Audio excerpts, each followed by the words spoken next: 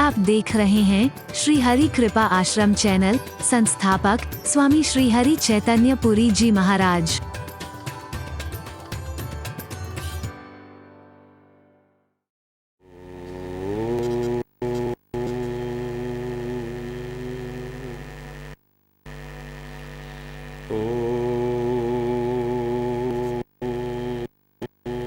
सर्वे भवन्तु सुखिनः, सर्वे सन्तु निरामयाः, सर्वे भद्राणि पश्यन्तु, मा कश्चित् दुःखभाग् भवेत्, मा कश्चित् दुःखभाग् भवेत्। ॐ शान्तिः शान्तिः शान्तिः।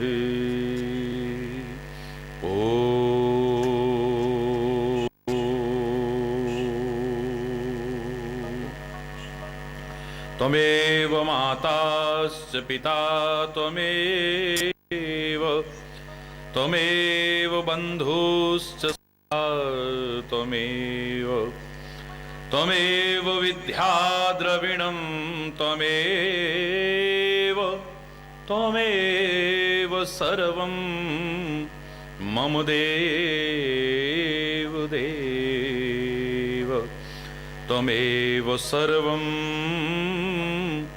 मम देव देव। ॐ शान्तिः शान्तिः शान्तिः। ॐ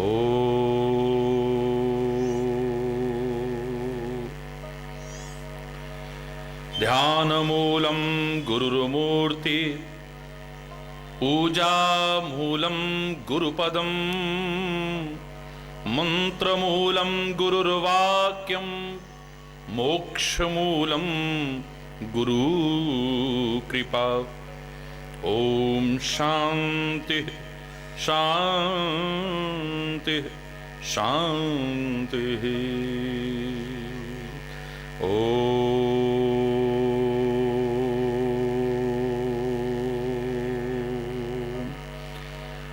सर्वमंगलमांगल्ये शिवे सर्वार्थसाधिके, शरण्ये त्र्यंबके गौरी नारायणी नमोस्तुते, नारायणी नमोस्तुते। ॐ शान्ति शान्तिः शान्तिः। ॐ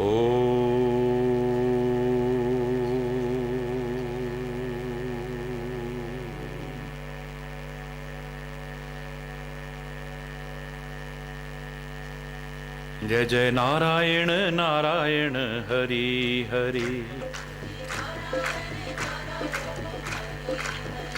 जय जय नारायण नारायण हरि हरि, जय जय नारायण।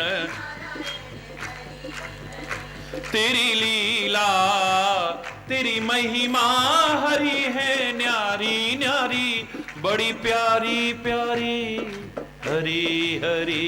जय जय नारायण नारायण हरि हरि, जय जय नारायण नारायण हरि हरि, जय जय नारायण। तेरी लीला तेरी महिमा हरि है न्यारी न्यारी, बड़ी प्यारी प्यारी हरि हरि। नारायण नारायण हरि हरि, जय जय नारायण नारायण हरि हरि, जय जय नारायण नारायण हरि हरि। हम आए शरण तिहारी हरि, हरि बोल। हम आए शरण तिहारी हरि, हम आए। अब राखो लाज हमारी हरि, अब राखो लाज हमारी हरि। जय जय हरि हरि, जय जय हरि हरि, जय जय हरि हरि, जय जय हरि हरि, जय जय नारायण नारायण हरि हरि, जय जय नारायण नारायण। तेरी लीला तेरी महिमा हरि है न्यारी न्यारी, बड़ी प्यारी प्यारी हरि हरि। जय जय नारायण नारायण हरि हरि, जय जय नारायण नारायण, जय जय नारायण नारायण हरि हरि, जय जय नारायण।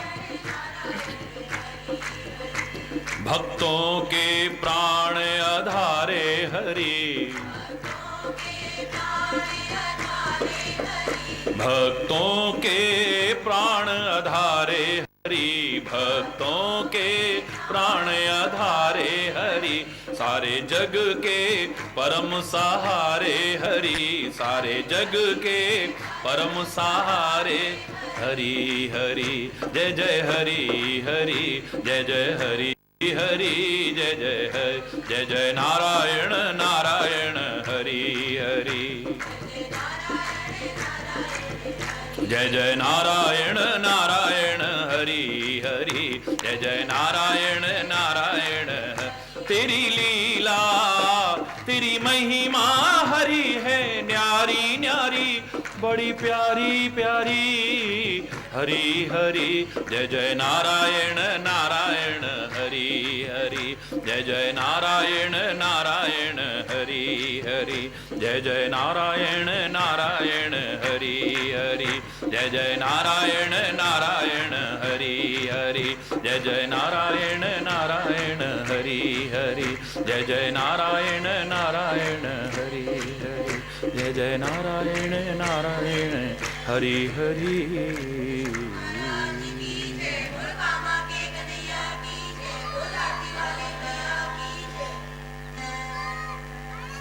हरि बोल, हरि बोल।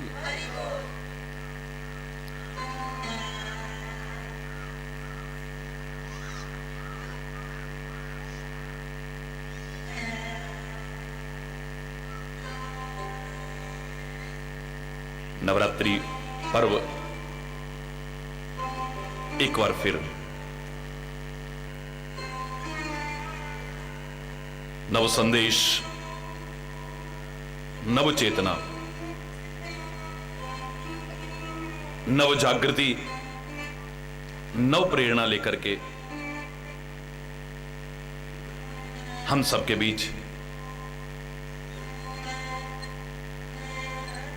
भारतीय संस्कृति के इस महान पर्व की सभी को बहुत बहुत बहुत बहुत हार्दिक शुभकामनाएं, बहुत बहुत हार्दिक बधाई।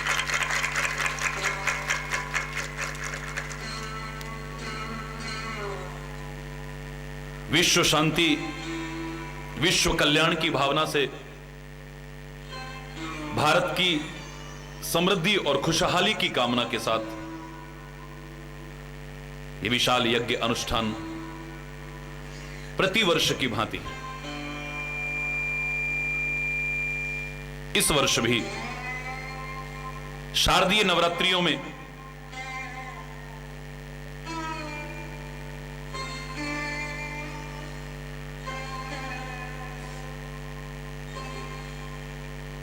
बहुत उत्साह के साथ, श्रद्धा के साथ, उमंग के साथ, भक्ति के साथ, प्यार के साथ आप सब लोग आयोजित कर रहे हैं।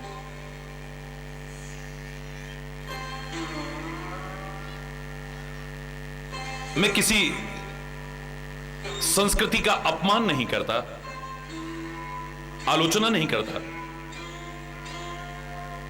तिरस्कार नहीं करता,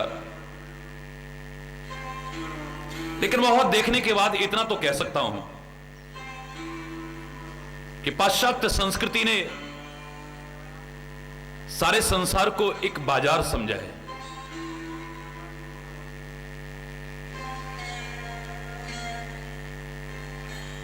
पूरे संसार को एक बाजार समझा है, उपभोक्तावाद की संस्कृति है।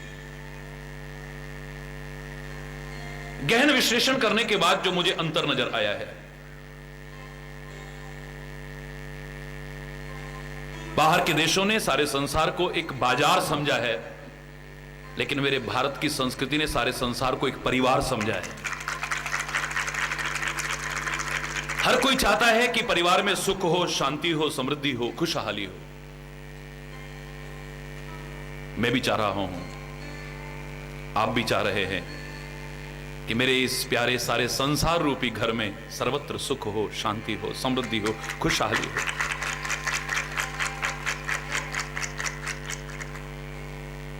गिने चुने लोगों का परिवार नहीं है हमारा।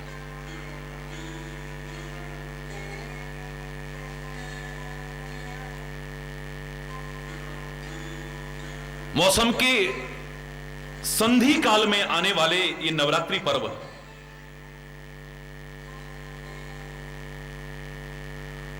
चाहे वो चैत्र की नवरात्रि हो, चाहे शारदीय नवरात्रि हो,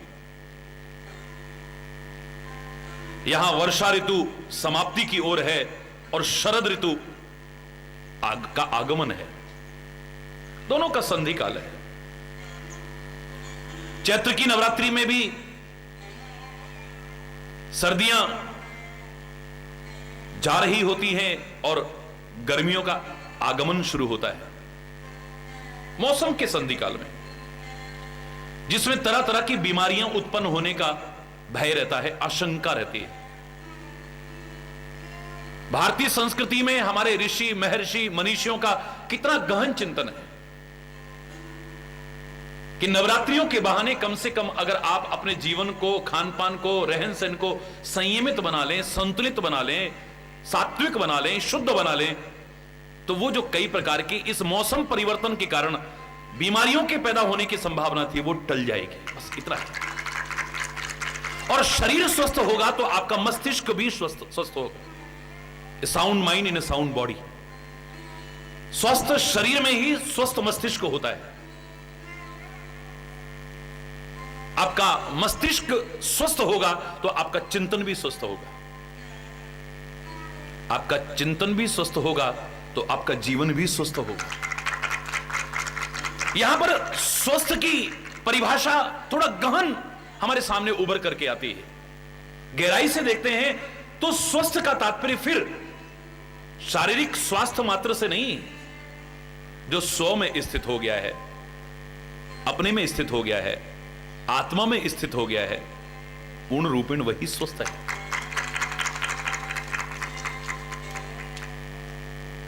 हरि बोल।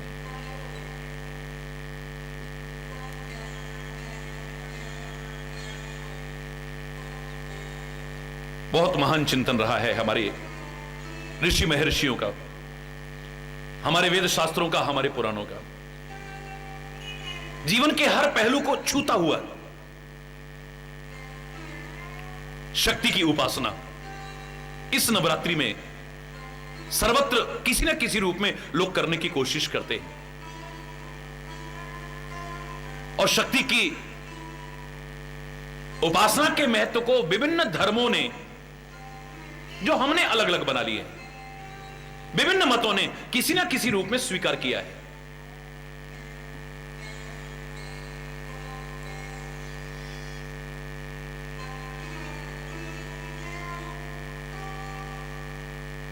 शक्ति के बिना जीवन शब तुल्य अगर कह दूं तो अतिशयोक्ति नहीं है, मुर्दे के जैसा है। हमारे पुराणों ने तो शक्ति विहीन शिव को भी शबतुल्य कहने में संकोच नहीं किया है।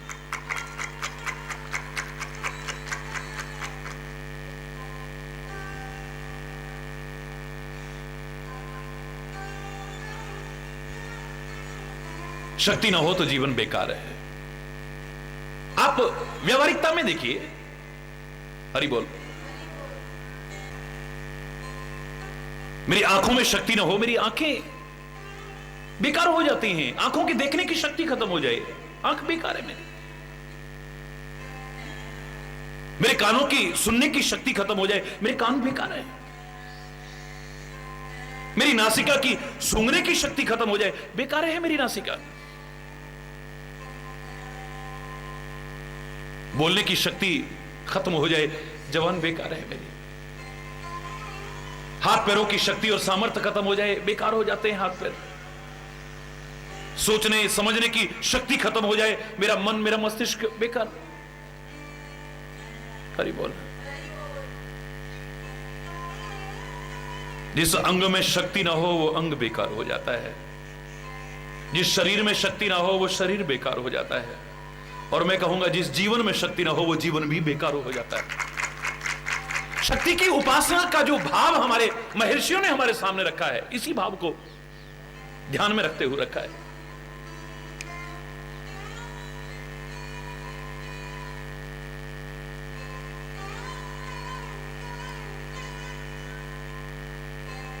कहीं दुर्गा के रूप में, तो कहीं काली के रूप में, तो कहीं जगदंगा के रूप में, कहीं चामुंडा के रूप में, तो कहीं शीतला के रूप में, कहीं लक्ष्मी के रूप में, तो कहीं गाय के रूप में, तो कहीं गीता के रूप में, कहीं गायत्री के रूप में, कहीं गंगा के रूप में, तो कहीं यमुना के रूप में, कहीं सरस्वती के रूप में, कहीं त्रिवेणी के रूप में, कहीं राधा के रूप में, तो कहीं सीता और रुक्मणी के रूप में। इस शक्ति के महत्व को सबने किसी न किसी रूप में स्वीकार किया है।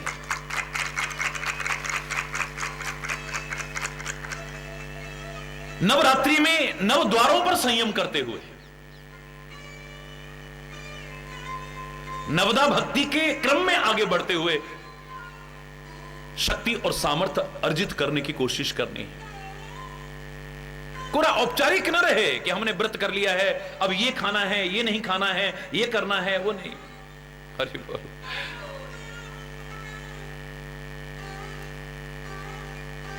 शक्ति की उपासना हम करें, पूरी विधि विधान से करें, लेकिन अगर अपने अंतर की शक्तियों को नष्ट करने की कोशिश करें, अपने अंतर की शक्तियों को संजो करके न रख सकें, बरकरार न रख सकें और शक्तियां अर्जित न कर सके, तो शक्ति की उपासना अधूरी है। मैं कहने में संकोच नहीं करूंगा। गंदे खानपान से हम अपनी शक्तियों को नष्ट करते चले जा रहे हैं। हरि बोल। गंदे खानपान से अपनी शक्तियों को नष्ट करते चले जा रहे हैं। गलत दिनचर्या के कारण हम अपनी शक्तियों को नष्ट करते चले जा रहे हैं। चरित्रहीनता के कारण अपनी शक्ति को नष्ट करते चले जा रहे हैं। कुपंथ पर चलने के कारण हम अपनी शक्तियों को नष्ट करते चले जा रहे हैं। कैसे भी करें, कितनी भी करें, शक्ति की उपासना अधूरी रहेगी हमारी। जीमी कुपंथ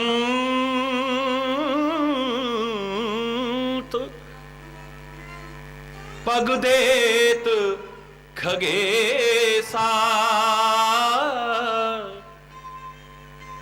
रहना तेज बल बुद्धि लवलेसा। कुपंथ पर चले हम, हमारे अंदर शक्तियां रहेंगी, हमारे अंदर तेज रहेगा, हमारी बुद्धि अच्छी बनेगी। ये भ्रम है हमारा। रहन तेज, तेज खत्म हो जाएगा। बल बुद्धि लवलेशा, लवलेश मात्र भी बाकी नहीं बचेगी। अगर हम कुपंथ पर चलने की कोशिश करेंगे तो रावण कितना तेजस्वी है, रावण कितना विद्वान है। आपके अंदर एक सिर, एक दिमाग होगा, उसके बाद 10। हरि बोल, हरि बोल। ताकत भी कम नहीं है उसके पास में। अपनी ताकत के बल पर सारी दुनिया पर राज्य किया उसने। ताकत में भुजबल विश्व वश्य कर राक्षस को न स्वतंत्र, मंडलीक मणि रावण राज कर ही निज तंत्र। अपनी भुजाओं के बल पर सारी दुनिया पर एक छत्र राज्य किया उसने। हरि बोल। लेकिन जब सीता का अपहरण करने निकला तो तुलसी लिखता है जैसे कुत्ता दुबक दुबक करके किसी चीज को उठाने के लिए जाता है। हरि बोल, हरि बोल। कहां गया वो बल, कहां गया वो तेज, कहां गई वो शक्ति, कहां गई वो सामर्थ्य, कहां गई वो बुद्धि, सारी की सारी नष्ट हो गई। लवलेश मात्र भी बाकी नहीं बची। गंदे खान पान से हम अपनी शक्तियों को नष्ट कर बैठते हैं। गलत दिनचर्या से अपनी शक्तियों को नष्ट कर बैठते हैं। इस भारत में रह करके बाहर के लोग समझ के चले गए, early to bed and early to rise makes a man healthy wealthy and wise. दिनचर्या हमारी ऐसी हो, नियमित हो, संतुलित हो, संयमित हो, हेल्दी भी बनेंगे, स्वस्थ भी बनेंगे, वेल्दी भी बनेंगे, धनवान भी बनेंगे और वाइज यानी बुद्धिमान भी बनेंगे। अगर स्वास्थ्य खराब हुआ तो धनवान क्या बनेंगे? जो धन है वो भी नष्ट कर बैठेंगे, हरि बोलना। और जो कमा सकते थे उससे वंचित रह जाएंगे, हरि बोलना है। और रात दिन अगर स्वास्थ्य खराब रहा तो धीरे धीरे बुद्धि भी, हमारा चिंतन भी क्षीण होता चला जाएगा। नवरात्रि का जो विधान है, इसका सबसे प्रमुख उद्देश्य अगर मैं यही कह दूं तो गलत नहीं है। नव द्वारों पर संयम हो, नवदा भक्ति के क्रम में आगे बढ़ते हुए शक्ति संपन्न बनने की कोशिश करें। हमारा जीवन, हमारा आहार शुद्ध हो, सात्विक हो, संयमित हो, संतुलित हो।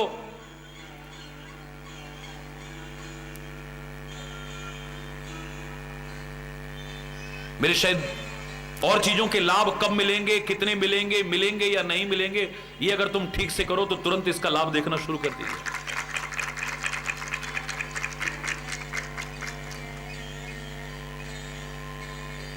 एक बार फिर विश्व कल्याण की भावना से, विश्व शांति की भावना से, भारत की समृद्धि और खुशहाली की कामना से ये जो विशाल यज्ञ अनुष्ठान, जिसमें देश भर के विभिन्न भागों से आप देखते हैं निरंतर 10 दिन तक आगमन, आना जाना लगातार लगा रहेगा, तांता लगा रहेगा, लाखों की संख्या में लोग पहुंचेंगे। यह आयोजन जो किया गया है प्रतिवर्ष की भांति,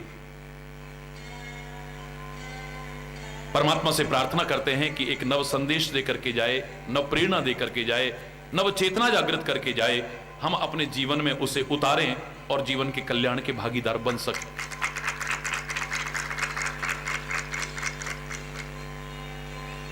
पिछले वर्ष बहुत सुंदर संदेश चला था उसकी कृपा से कि भूल करके भी ना हो हमसे भूलें। याद होगा आपको, भूल करके भी ना हो हमसे भूलें, सदगुरु का मार्गदर्शन और परमात्मा को यदि न भूलें तो जीवन में फलें फूलें।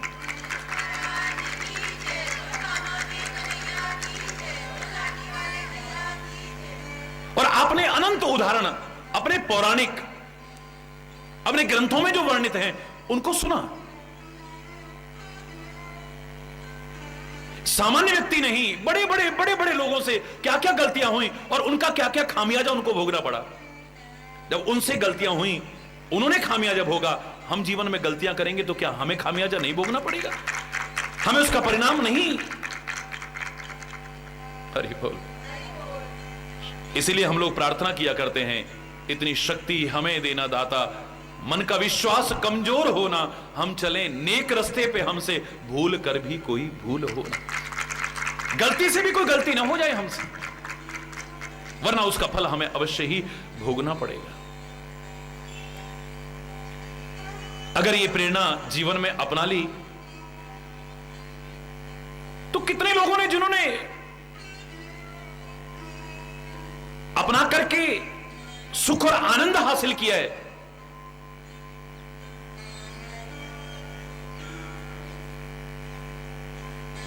मेरी निगाहों में है वो लोग।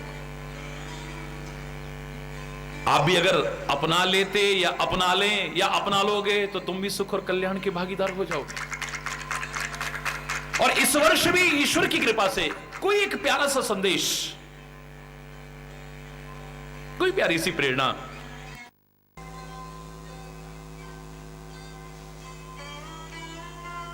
हम सबको प्रदान करेगा और हम अपने जीवन में उसे अपना करके सुख और कल्याण के भागीदार बनेंगे, ऐसा मेरा विश्वास है।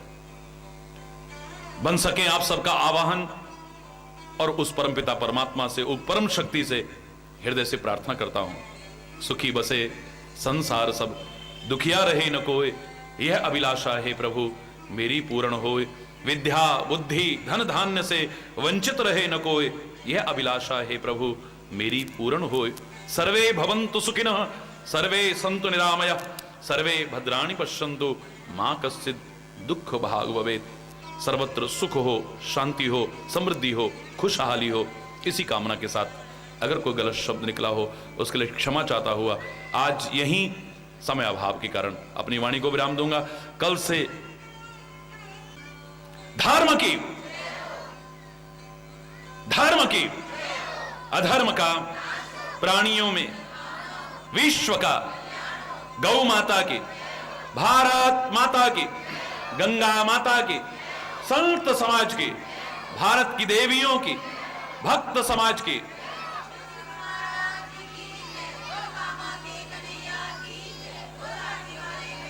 बोलो वृंदावन बिहारी लाल की जय। जय जय श्री राधे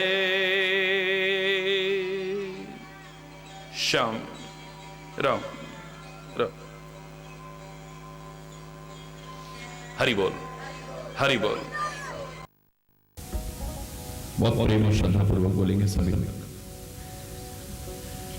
ईश्वर तुम ही कृपा करो, ईश्वर तुम ही कृपा करो, तुम बिन हमारा कौन है, तुम बिन हमारा कौन है। ईश्वर तुम ही कृपा करो, ईश्वर तुम ही कृपा करो, तुम बिन हमारा कौन है, तुम बिन हमारा कौन है। दुर्बलता दीनता हरो, दुर्बलता दीनता हरो, तुम बिन हमारा कौन है, तुम बिन हमारा कौन है। ईश्वर तुम ही कृपा करो, ईश्वर तुम ही कृपा करो। माता तू ही पिता, बंधु तू ही सखा। माता तू ही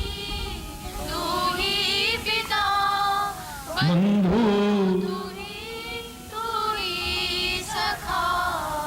माता तू ही पिता, बंधु तू ही सखा। माता तू ही पिता, बंधु तू ही सखा। केवल तुम्हारा आसरा, केवल तुम्हारा आसरा, तुम बिन हमारा कौन है, तुम बिन हमारा कौन है। ईश्वर तुम ही कृपा करो, ईश्वर तुम ही कृपा करो। जग को रचाने वाला तू, बिगड़ी बनाने वाला तू, जग को रचाने वाला तू, बिगड़ी बनाने वाला तू, दुख को मिटाने वाला तू, दुख को मिटाने वाला तू, तुम बिन हमारा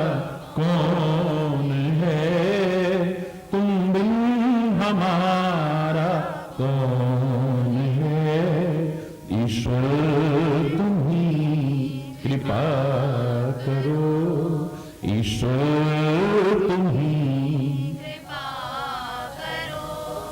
तुम बिन हमारा कौन है, तुम बिन हमारा कौन है, ईश्वर तुम ही कृपा करो। ईश्वर तुम ही जाए तो जाए हम किधर, तेरी शरण को छोड़कर, जाए तो जाए हम किधर, तेरी शरण को छोड़कर, कुछ भी नहीं आता नजर, कुछ भी नहीं आता नजर, तुम बिन हमारा कौन है, तुम बिन हमारा कौन है, ईश्वर तुम ही कृपा करो, ईश्वर तुम ही कृपा करो, तुम बिन हमारा कौन है, तुम बिन हमारा कौन है, ईश्वर तुम ही कृपा करो, ईश्वर तुम ही कृपा करो, कृपा करो, कृपा करो। की जय, बोलो कामा के कन्हैया की जय, बोलो लाठी वाले भैया की जय। हरि बोल, हरि बोल, हरि बोल। हरि बोल।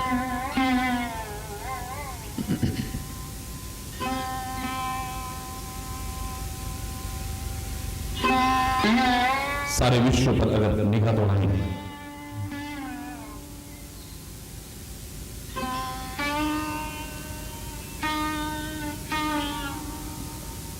भारत के चिंतन में और शेष विश्व के चिंतन में एक थोड़ा सा फर्क नजर आता है।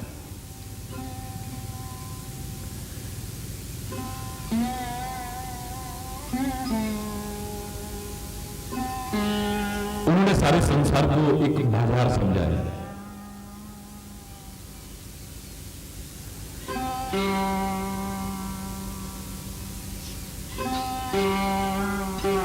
उपभोक्तावाद का जोर है। सारे विश्व को एक व्यापारिक दृष्टिकोण से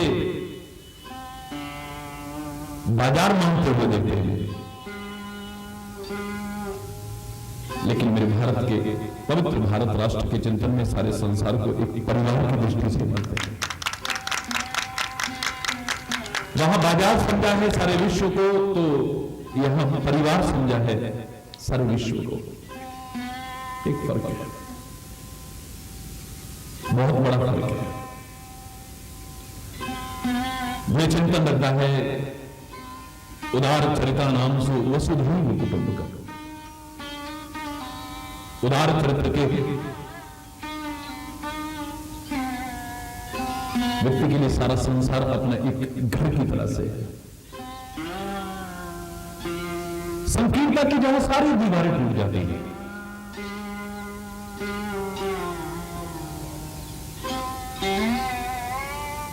व्यापक और उदार चिंतन उभर करके आता है। सर्वे भवन्तु सुखिनः, सर्वे सन्तु निरामयाः, सर्वे भद्राणि पश्यन्तु मा कश्चित् दुःख भाग् भवेत्। सुखी बसे संसार सब, दुखिया रहे न कोई, यह अभिलाषा है प्रभु मेरी पूर्ण हो। ये एक भाव उभर करके आता है। अपनी उसी सनातन संस्कृति को स्मरण करते हुए, अपने पूर्वजों ऋषि महर्षियों के चिंतन को स्मरण करते हुए, अपने वेद शास्त्रों और ग्रंथों के उस उदार संदेश को याद करते हुए हमने भी जो ये ईश्वर की कृपा से ही नवरात्रि के पुनीत अवसर पर ये यज्ञ और अनुष्ठान का आयोजन किया है, ये सारे विश्व के कल्याण की और भारत की समृद्धि और खुशहाली की कामना के साथ प्रारंभ किया है। परमात्मा करे सर्वत्र सुख शांति हो। ये नवरात्रि एक नव संदेश हमें देकर के जाए।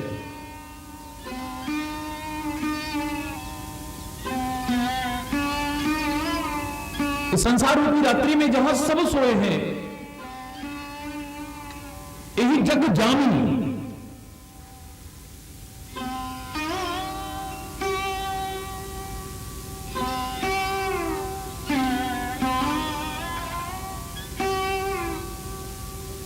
जागे ही जोगी, वरना तो मोहो निशा सब सो बनिहार, सब सोए हुए हैं।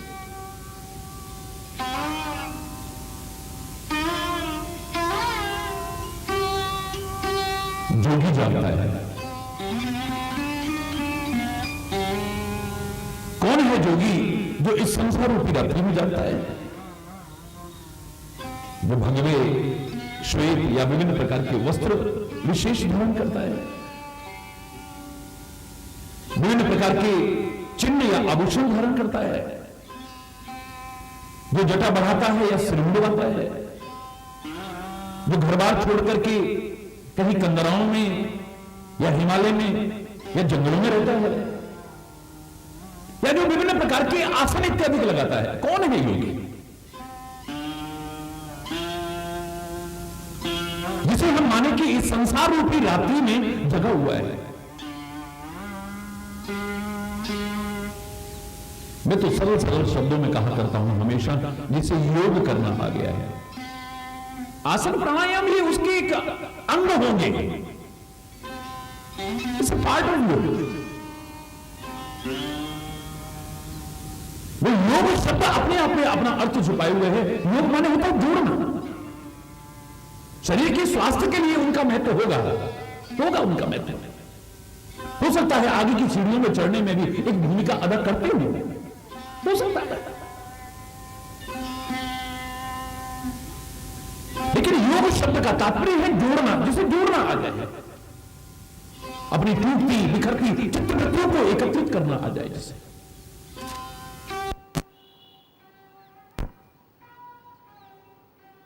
कछुए की तरह अपने अंदर समेटना आ जाए। जैसे ध्यान लक्ष्य पर रहे, जैसे कछुए की निगाह अपने अंडों पर रहती है, लेकिन अपने आप को अंगों को समेट लेता है अपने अंदर।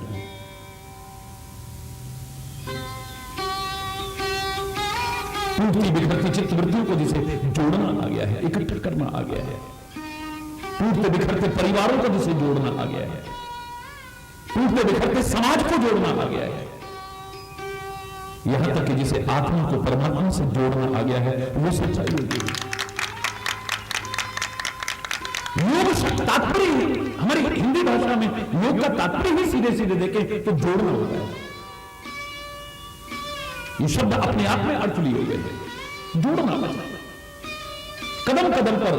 और धर्म भी जोड़ता है, तोड़ता नहीं है।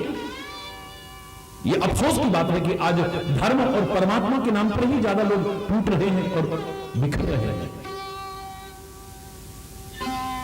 ये चिंता का विषय हो सकता है।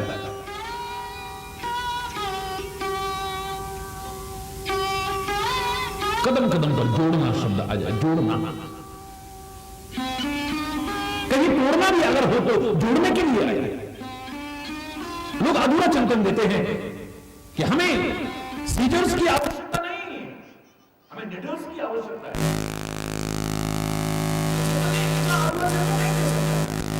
वो भी इस वक्त पर बैठ करके, इस आसन पर बैठ करके, कोई भाषा नहीं हो सकता है।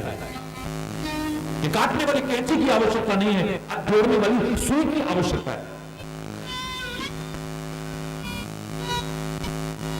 मैं कहूंगा अगर वो कैंची भी काटती है तो उसको कुछ बनाने के लिए निडल को सीने लायक बना करके काट करके देती है। अगर जोड़ना ही वहां उद्देश्य हो तो उस काटने में भी कोई ऐतराज नहीं है।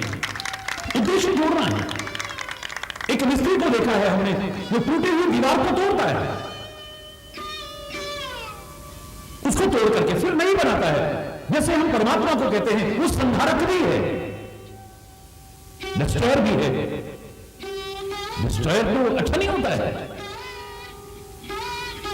लेकिन वो जो संहार कर रहा है नवसृजन के लिए कर रहा है। संहार के दृष्टिकोण से नहीं, वो जो तोड़ रहा है वो भी नवसृजन के उद्देश्य से कि ये टूटी दीवार इसको हटा करके अब एक नई बनानी है।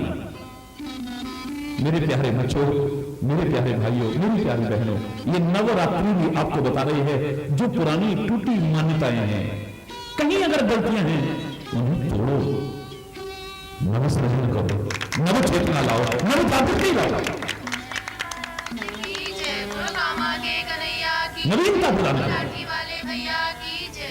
परमात्मा हमें हमेशा अच्छे क्यों लगते हैं? नित्य नूतन है वो, नित्य नूतन कहते हैं, नित्य नवीनता है। एक उपन्यास को आप कितनी बार पढ़ सकते हो, तो कितना भी सुंदर उपन्यास हो। खुला चैलेंज है मेरा, उस उपन्यास को जो आपको सबसे ज्यादा प्रिय लगता है कितनी बार पढ़ लोगे? एक बार, 2 बार, 10 बार, 20 बार, 50 बार, 1000 बार, 2000 बार, जिंदगी भर नहीं पढ़ पाओगे। लेकिन रामायण रोज पढ़ते हैं तो नित्य नई नजर आती है, गीता रोज पढ़ते हैं नित्य नई नजर आती है, महापुरुषों की वाणियां पढ़ते हैं नित्य नई नजर आती है, वेद पुराण ग्रंथ उपनिषद ये नित्य नए नजर आते हैं। गुरु ग्रंथ साहब को पढ़ो रोज नया नजर आता है, दुर्गा सप्तशती वही की वही है, लेकिन रोज नई नजर आती है, नित्य नवीनता है। कृष्णाष्टक का जो मैंने अनुवाद किया था हिंदी में, कॉलेज में जब पढ़ा करता था, आपने वो पढ़ा होगा, तो उसमें एक पंक्ति आती है, नित्य नूतन हो श्री कृष्ण चंद्र तुमने मेरा मन हर लिया। हरि बोल। तुम नित्य नूतन हो। जब मैं देखता हूं एक नयापन नजर आता है, अधूरापन नजर नहीं आता है। मैं जब तुम्हें देखता हूं एक नयापन नजर आता है, बासीपन नजर आता ही नहीं है। सबसे पुरातन हो और फिर भी नवीन नजर आते हो। वाह, ये नवीनता ही हमारे जीवन है। नवरात्रि, नव माने 9 भी होता है और नव माने नया भी होता है। हरि बोल, हरि बोल। ये संसार रूपी रात्रि एक नए रूप में आया है, जहां अंधकार न हो, ज्ञान का उजाला छिटक जाए और कोई भी ठोकर खा करके गिरे नहीं। दिन के प्रकाश की बात अलग है, जहां तो सूर्य का प्रकाश है, रात्रि में प्रकाश की आवश्यकता है। रात्रि में प्रकाश की आवश्यकता है, एक सहारे की आवश्यकता है, एक अवलंबन की आवश्यकता है। जहां उस तमस में तुम ठोकरे खाते फिर रहे हो। हम गुरु की वंदना में यही तो कहते हैं, अज्ञान तिमिरान्नस्य ज्ञानांजन शलाकया। अज्ञान रूपी अंधकार से अंधे हो चुके नेत्रों में जो ज्ञानांजन की शलाका लगा देता है, ऐसी सलाई लगाता है कि आंखें खोल के रख देता है, हमें ठोकरों से बचा देता है। उस गुरु के चरणों में प्रणाम करते हैं।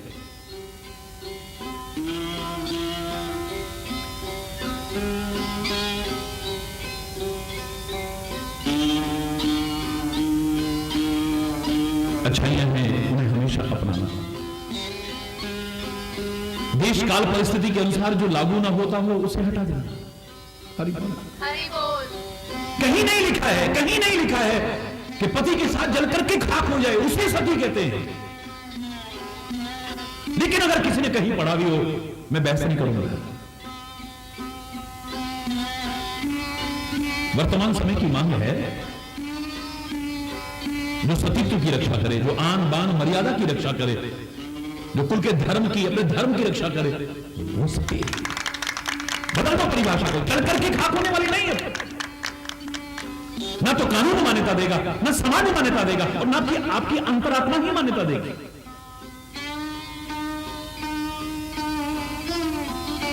उस समय ढूंढो, ये परिभाषा उस समय भी नहीं दी होगी।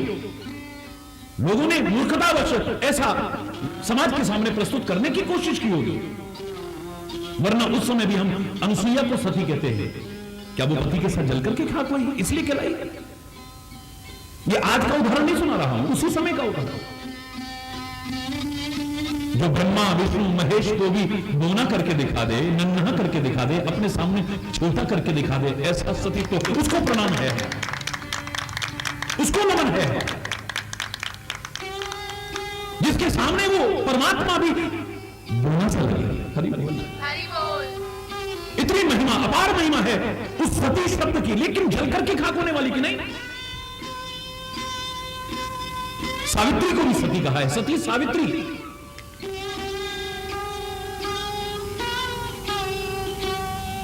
जल करके खाक होने के कारण नहीं, अरे वो तो अपने सत्यवान पति को, मरे हुए को भी जिंदा करा के ले आए, वो है सती, यही नाम था सावित्री का उदाहरण है। हरि बोल, हरि बोल। हम सीता को भी सती कहते हैं, पति के साथ जल करके खाक होने के कारण है। वो संदेश आए हमारे सामने, पूरा मानस पढ़िए, आप रामायण पढ़िए, इन महापुरुषों ने परमात्मा को माध्यम बना करके एक दिव्य संदेश हमें दिया है कि श्री राम जब भी बोलते थे, ये नहीं कहते थे वहां ऐसा है इसलिए मैं बोल रहा हूं, वहां ऐसा लिखा है इसलिए बोल रहा हूं। श्री राम जब भी बोले हैं रामायण में पढ़ करके देखिए क्या बोलते हैं, देश काल, बोलो कितने लोग, और आवाज जोर से बोले, देश काल अवसर अनुहारी, अवसर बोले राम।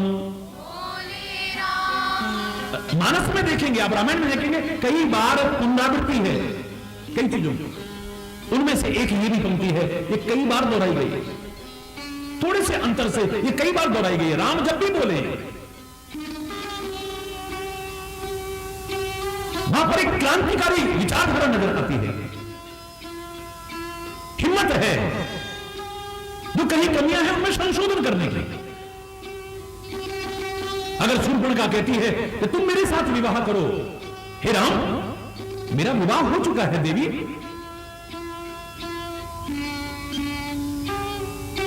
तुम्हारे पिता अनेक शादियां कर सकते हैं तो तुम क्यों नहीं? हरि बोल। तुम्हारे कुल में ऐसा होता आया है, कितनी कितनी शादियां की हैं, तो तुम क्यों नहीं विवाह कर सकते हो? मेरे कुल में क्या क्या होता है देवी, मैं वो नहीं देखता हूं, मेरे कुल में जो अच्छा होता है उन परंपराओं को आगे बढ़ाना है। कहीं गलत परंपरा है तो उसको, मैंने संकल्प लिया है एक नारी व्रत का पालन करने का, उसका निर्वाह करूंगा। मेरे कुल में क्या होता है वो सब आगे नहीं, मेरे कुल में जो अच्छाइयां हैं, दिव्यताएं हैं, महानताएं हैं, उनको उजागर करना है और आगे तक बढ़ने की कोशिश करनी है। एक क्रांतिकारिता है।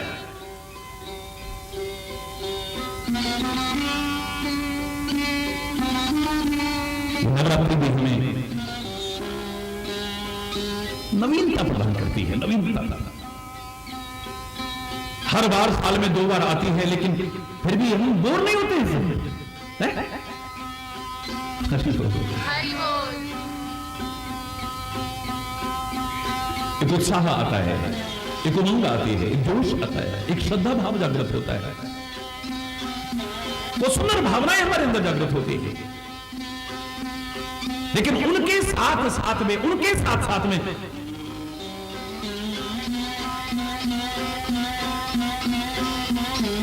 अपने जीवन, अपने आचरण, अपने चरित्र, अपने स्वभाव, इन पर भी निगाह रखनी पड़ेगी, खान पान पर भी निगाह रखनी पड़ेगी। मैंने आपसे कहा शक्ति की आराधना के महत्व को सबने स्वीकार किया है। पवित्र गुरुद्वारे में भी जाओगे ना तो सबसे पहले क्या बोलते हैं, प्रथमे भगवती सिमर के, सबसे पहले भगवती का स्मरण किया है। कौन है भगवती? हरि बोल। अरदास करते हैं जब पवित्र गुरुद्वारे में साक्षात गुरु के स्वरूप प्रगट गुणा की दे उस गुरु ग्रंथ साहब के सामने खड़े होकर के जब अरदास करते हैं, क्या बोलते हैं? प्रथमे भगवती सिमर के, सबसे पहले भगवती का स्मरण करते हैं। विभिन्न मतों ने, विभिन्न संप्रदायों ने अपने अपने तरीके से, अपने अपने ढंग से उस शक्ति की आराधना स्वीकार की है, महत्व को स्वीकार किया है। और मैंने कल आपसे एक पंक्ति में कहा था कि शक्ति के बिना जीवन शब्दतुल्य भी कह दिया जाए तो अतिशयोक्ति नहीं, बेकार है। शक्ति ना हो मेरा जीवन बेकार है, मेरी आंखों में शक्ति ना हो मेरी आंखें बेकार है, मेरे कान में शक्ति ना हो मेरे कान बेकार है, मेरी नासिका की शक्ति खत्म हो जाए सुनने की बेकार है, मेरी जबान की बोलने की शक्ति खत्म हो जाए बेकार है, मेरे हाथ पैरों में शक्ति न रहे बेकार हो जाते हैं हाथ पैर, मन मस्तिष्क की सोचने विचारने की शक्ति क्षीण हो जाए बेकार हो जाता है। शक्ति के बिना क्या है?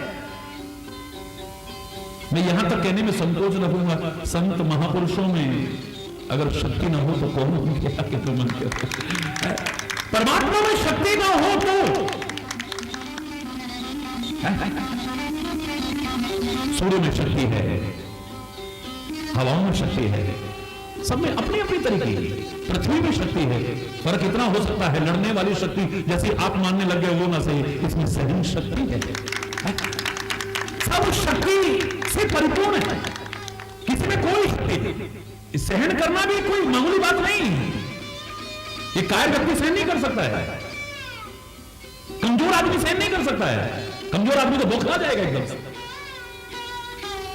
बहुत जो धीर होगा, वीर होगा, गंभीर होगा, वीर नहीं मैं कहूंगा महावीर होगा, वही सहन कर सकता है।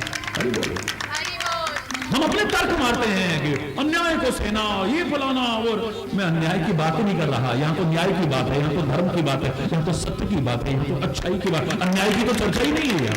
अरे बोलो, हालांकि सिक्के के दो पहलू हैं, ये एक साथ साथ रहेंगे, जहां सत्य है वहां असत्य भी है, लेकिन हमें किसकी चर्चा करनी है, हमें किसको अपनाना है, हमें जीवन में प्राथमिकता किसको देनी है, यहां तो उसकी चर्चा है। हरि बोल, आपको एक तर्क देने की आवश्यकता नहीं, मैं उसकी चर्चा ही नहीं कर रहा हूं कि वो सहन नहीं करना चाहिए और वो सहन नहीं करना चाहिए, जो सहन करना चाहिए मैं उसकी चर्चा कर रहा हूं, जिसके अभाव में घर टूटते जा रहे हैं, परिवार टूटते जा रहे हैं, समाज टूटता चला जा रहा है, संबंधों की मधुरता खत्म होती चली जा रही है। याद करिए मैंने कहा था 3 चीजें अगर तुमको आ जाए, उस स्वर्ग की किसने कहा इस धरा पर स्वर्ग न उतर आए तब कहिएगा। याद करिए इस वक्त हमारा प्रसंग प्रारंभ होगा, बहुत सुंदर प्रसंग प्रारंभ होगा, लेकिन उससे पहले हर साल नवरात्रि मनाने वालों, साल में 2-2 बार नवरात्रि मनाने वालों, पहले हल्की सी चर्चा तो कर लो। हरि बोल, थोड़ा सा पिछले जीवन पर भी सिंहावलोकन करो, इधर अवलोकन नहीं, सिंहावलोकन करो, शेर की तरफ मुड़कर। हिम्मत होनी चाहिए आप में, अगर जीवन में कमियां हैं उनको स्वीकार करने की हिम्मत होनी चाहिए, इसे सिंहावलोकन कहते हैं, पिछला देखने के लिए। इधर अवलोकन नहीं कहते हैं। लड़ने के लिए तो शेर की ताकत बहुत आ जाती है, गर्जने के लिए शेर की ताकत, गुस्सा करके चिल्लाने के लिए तो शेर की सी ताकत आ जाती है, लेकिन अपनी कमियां स्वीकार करने के लिए भी शेर की ताकत होनी चाहिए आपके अंदर। मुड़ करके देखो, सिंह की तरह मुड़ करके देखो, क्या किया है, क्या पाया है। Learn from past, think for future, but live in present. जो पीछे बीत चुका है उससे प्रेरणा हो कुछ, भविष्य के लिए योजना चाहे बनाओ, लेकिन वर्तमान को बहुत सुंदर, बहुत दिव्य, बहुत अच्छा बनाने की कोशिश करो, तब मजा आएगा।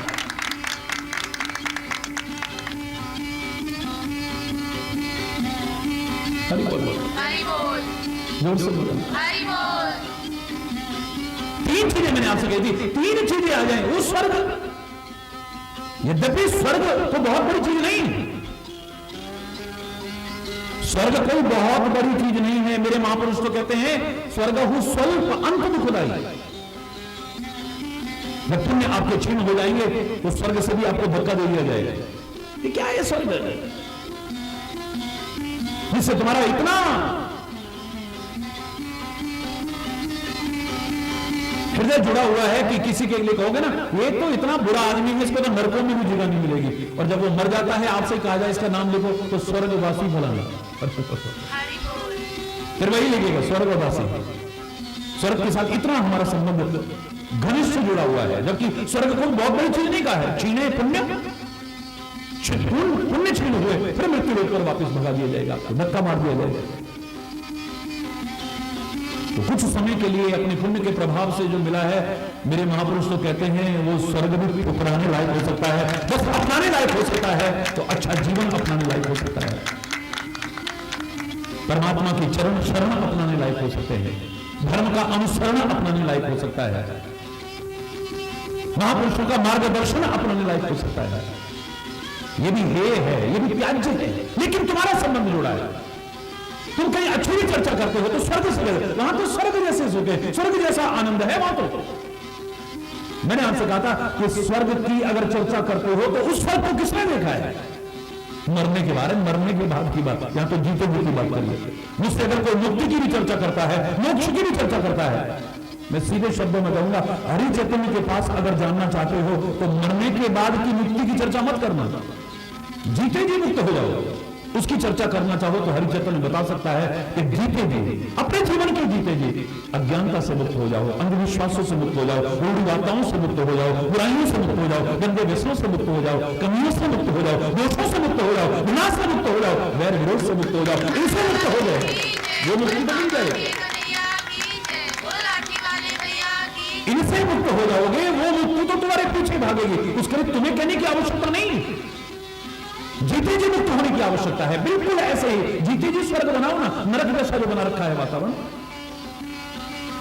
घर घर में नरक जैसा वातावरण है, किसी प्रांत में चले जाओ, हरि बोल, क्या हालत बना रखी है जगह जगह की, आप खुद सोचिए, कहने की आवश्यकता नहीं है। उसको पहले स्वर्ग जैसा बनाओ ना। क्या है नरक स्वर्ग, उसकी बात नहीं कर रहा हूं। जहां रात दिन कलह कलेश है, जहां रात दिन लड़ाई झगड़ा है, जहां रात दिन मन मुटाव है, वैर विरोध है, घृणा है, वैमनस्यता है, ईर्ष्या है, विरोध है, गंदे व्यसन जीवन में है, बुराइयां हैं, मैं दावे से कह रहा हूं उस नरक की बात नहीं, यहीं पर नरक बन रहा है। और जहां शांति है, सतर्क होकर के सुनना, जहां शांति है, जहां सद्भाव है, जहां मेलजोल है, जहां सलूक है, जहां एक दूसरे की बात अच्छी लगती है,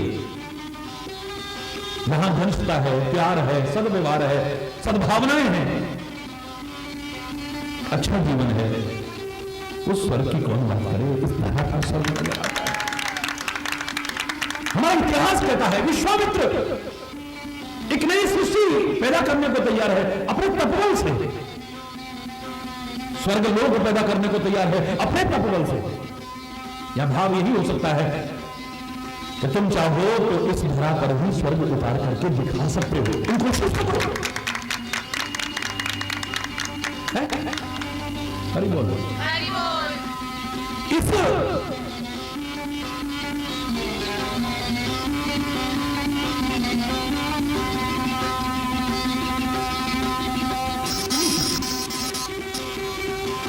तीन चीजें जीवन में, वो तीन चीज कौन सी है?